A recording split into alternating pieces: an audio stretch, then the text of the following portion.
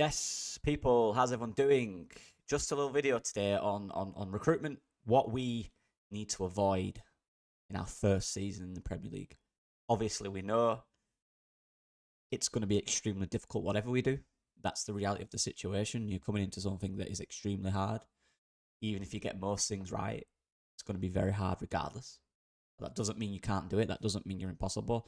I've done a few videos already on recruitment style things, and next week, the next 7 or 8 days, I will be bringing out my first scouting video. So don't worry, they are coming. It's taken a while to watch all the games and find the right players. It's taken a long time. Anyway, before we do that, let's chat about this because it's a big topic. Can we close that gap? Can we stay in the Premier League? I think we can. I don't see why not. I think if you get it right, obviously you need luck, and you can really galvanise Leeds United's atmosphere and carry momentum from last season. I think you can get 40 points. I do. And I want to just look at other teams' recruitment that went down from last year and this year, because those are everyone's using them as a comparison, saying, yeah, look, we can't do it. Look at these guys. Look at the points difference. And although that's true, I think in hindsight, a lot of them clubs that weren't going for kind of that yo-yo, if we go down, we still got a decent squad type thing, would have stayed up. I genuinely do think that. You've got to recruit right. You've got to recruit for the Premier League, not necessarily for if you go back down. That's the risk you have to take, but that comes down to ambition, how much you are willing to risk, I guess. So I'm going to go into it. And we'll start off with Ipswich this season, who obviously, I think they finished 18th. So they did the best of the bottom three, but they were still miles off staying up. And I went through their squad. And this is not a dig at necessarily the quality of players. And again, this is not a dig at any recruitment team. This is more about the people who make the decisions on what type of players we're signing. This is not the recruitment team in most situations. These are the people above them. The recruitment team do what they are told. They look for players they are told. They can scout as many players as they want. They might have these players. When they choose for when the decision is to go for a player, right, we're going to go for this player. That isn't down to them. That's down to the people above them. And that's something I know personally. You're there to do your job. Others are there to do theirs. Their job is to make that final decision. Regardless of what you think of these players, in most situations, the guys above make the final decision on who they're going for, what type of recruitment they're going for. Just to clarify. It's interesting. So I've gone for just the summer. I've not gone for January, because it's about the summer window for me. It's really key. And I've looked at the signings. Amari Hutchinson, again, very talented player. But the main man, in terms of the biggest signing you made in the season, in the first season of the Premier League, it's a lot for a 20-year-old. We'll go through his experience. So what experience did he have? Championship. Jacob Greaves, again, decent centre-back. Championship experience. Liam Delap, outstanding player, one that worked. Also championship experience. Jack Clark, championship. Darragh O'Shea, championship. Sammy Schmodix, championship. I can go on. McBenney, championship. All English leagues, most of them championship. Again, Napoli, decent player as well. Townsend, championship. And then some free, some Premier League experience in the end there. Not bad. 2 decent players. But it weren't enough for me. The main core of their recruitment was championship. Now, my point with that is massive gulf. Massive gulf between playing well in the championship and being a ready player in the Premier League. Huge gulf. It's not like it's one step. It looks like one step because it's our second tier. Actually, there's many steps between it. I look at Jayden Bogle, for example. Let's say, and he won't, by the way, because he's mint. But let's say, just an example. Jayden Bogle, next season, performs terribly, right? And he won't. Just an example. Let's say he did. He was arguably one of our best players in the Championship. Ridiculous. But if he performs badly in the Premier League, how's that happened? You've got to consider, this is the Championship and this is the global football rankings, which ranks the leagues. And there's loads of different ones of these. The Championship is generally around 10, 11, 12 all the time. Here it is. The leagues above it are Argentina, the MLS, which I don't really agree with. But then you've got the Belgian Pro League, Liga Portugal, Serie A in Brazil, Liga in France, La Liga, Bundesliga, Serie A, Premier League. Let's focus on the top 5. Jurgen Bogle, for example, could easily go to the Bundesliga, La Liga, Serie A in France for me and do really well in a decent team. I genuinely believe that. A European team. I think he could. This is the point. There's so many levels between where we're at in the Championship and the Premier League. From this, 10 leagues apart. Although I don't agree with all of them, there's an argument that at least 7 of them are much better leagues than the Championship. Or the opposition you face consistently is better than the Championship. It just is. So that level up is unknown. It's difficult. And this is what Ipswich are figuring out with these decent players who, again, probably could play decent in, Portugal, even France, even some of them Spain, maybe. The level each week, every opposition has internationals. Every opposition has class players that could get in any European team. Every week. Every single week you're playing that. Even if you're playing a 15th, 16th in Wolves who've got Cunha, for example, or West Ham who've got Kudos, for example. This is the level you're at. So bringing players from Championship to Premier League is a huge difference. Huge difference. It's a risk. It's a massive risk. That's my point. Especially when you've got a manager as well who's coaching the Championship, never coaching the Premier League. The level is a joke. It's completely different. So that's just them. That's just them. For me, too many Championship, which means too many risks, too many expectations for all them players to step up. And that's what you needed, right? You need every one of them to step up, to have a chance. So it's a huge risk. How many really worked? Hutchinson was decent. Greaves, probably all right. Delap, good. Clark, not really. O'Shea, all right. Schmodix, never really played. Ogbeni, I don't think he ever really played. Townsend, all right. Ben Johnson, all right. Phillips, not great. How many actually worked? How many performed above their level? How many reached the expectation of the Premier League? Probably 3 or 4. You're struggling, right?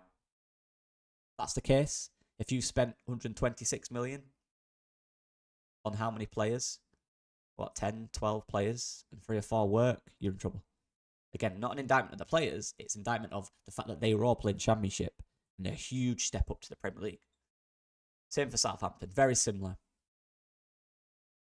Their top signing, Taylor Howard-Bellis, probably the one that did work, probably could play in the Premier League next year. Good player, like him a lot. Ramsdale again, it's a goalkeeper. Flynn Downs, played in the Championship with them before. Cameron Archer, Championship player. Mateus Fernandes, again, the Portuguese league is slightly better than the Championship on average, I think. Worked out, decent player. Brereton Diaz, we all know he went back on loan to the Championship. Saguara from AZ Alkmaar, again, not a great league. Nathan Wood, Championship. Ronnie Edwards, Championship. League One. Ryan Fraser. And these are their experienced guys here. Lallana, Charlie Taylor, and Ryan Fraser. But my point being, there's not a lot of high European leagues there. Really, is there? It's all Championship again. They might have bought them from Premier League clubs, but they all played in the Championship, apart from Aaron Ramsdale. So this is my point. It's the same thing again. It's expecting all these players, and even players like Lallana and Ryan Fraser, who've not played well in the Premier League for years, and then some guys down here, who, let's be honest, could play. This lad, I'm not going to butcher his name, decent player, but very young. There's no established players from Europe, really. The only one is Fernandes, who's very young, played in Portugal. A lot of it is Championship or unknown.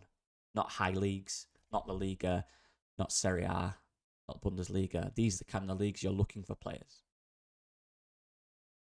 Leicester City. Slightly different with Leicester City. So they only spent 8 to 8 million, which doesn't sound like it's not a lot of money. But again, their main player is Oliver Skip. Good player. I like Oliver Skip. But it's their main man in the Prem. It's their biggest signing. 23 million, big risk. And then El Canoes, obviously, again, a very talented player. Young, inexperienced, played in Belgium. Batawu, we know, Championship. Okole, again, I like him, decent player. That's probably a good signing. That's probably a type of player you can look at and go, probably a Premier League player. But then after that, it's Jordan Ayew. When was he best goods? You know, Golden from the Chelsea under-21s, Premier League 2 player. Cordova Reed. They've gone for more experienced players. They went for more kind of players that have played in the Prem. Again, look at Victor Christensen. I believe we came back to them. But again, is there quality there? Is there physicality? Not really. There's experience. Is there a game changer? El Canoes, you could argue. But you need more than that. Whereas the two guys before, it was Championship experience. I think Leicester didn't bring in proven quality. They brought in experienced players like Jordan Ayew. They didn't bring in players who have that consistent quality in the Premier League or consistent quality in the Bundesliga, the Liga, Serie A, France. These are leagues you're looking for players who played consistently at a high level. And they didn't have that. Again, just very quickly. Going back to the year before, same thing. Burnley here last year. You know, and the thing about Burnley is they did search Europe. But players who extremely talented, you know, I forget his name, Amadoui, came from Basel in Switzerland. Trafford, good keeper. Aaron Ramsey, a young guy. Jordan Bayer, again, injured. That's probably a decent looking sign. That's the type of thing you're going, okay, probably has potential in the Prem. Injured. Sander Berg, good one I like. Again, a player who has done well in the Premier League and is obviously still in the Premier League. Wilson Odobert, obviously at Spurs now, but again, for that first season in the Premier League, when he was 18 years old, came from second tier in France. La Roche again, Obafemi Championship, again, Belgium. Oliosho played in the third tier in Spain. And then you're looking at Redmond, again, Turkey, Championship, League One, Mike Trezor from Jupiter, from Belgium. But they're all young, they're inexperienced, there's no quality leagues there, quality players that played in them leagues. And I mean, Luton, there's no point even looking at all Championship, all League One. Nakamba and Ross Barkley. Didn't work out. Spent 22 million. You're not staying in the Premier League with 22 million. Sheffield United, similar thing. Championship. Belgium, Sweden, Norway, Denmark, sorry. And then Championship. McAtee, good signing. From Davies, injury problems. Spent 60 million. It's tough. My point being, you look at when Leeds went up and finished 9 on the BL, so what was the difference? Again, I think the dynamics of the leagues have changed since then. But one thing we carried and one thing we kept was our physical output. The Premier League is very, very physical. It is. We know this. It's quick. It's physical. It's direct at times. Counter-attacking transition, deadly. Every single team is deadly in those. You need quick, direct, physical players who can make quick decisions. We had that under that first season of Bielsa. We had the physical output. That didn't drop. From Championship to Premier League, the physical output was the same, if not better. So that's a big aspect of the Premier League that you kept. And then we brought in the Rafinha. You know, we brought in that player. We brought in one or two players who could change the game. And that was the main difference. A lot of these teams that gone up, they brought in talented players, but the step up is too much. To bring in 8 players from the Championship is a huge risk because there's no guarantee that any of them will work because the step up is so big. There needs to be intermediate steps. If that player was in the Championship, then went to Portugal or Bundesliga, then went to the Premier League, there's a more proven record in better leagues. It's such a big step. You've got to make that. You've got to bridge that physical demand for me. and experience. They're the two key things in the first season. Because with physicality and experience, and we already have some quality in there, you're standing yourself a chance. You can bring in all these ridiculously high potential footballers,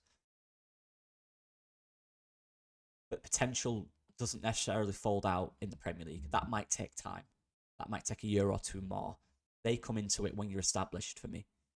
The main core of recruitment has to be physicality, proving they've done it in this league, top player at their club.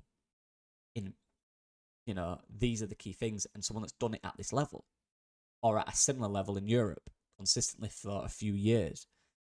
That's the main core of it.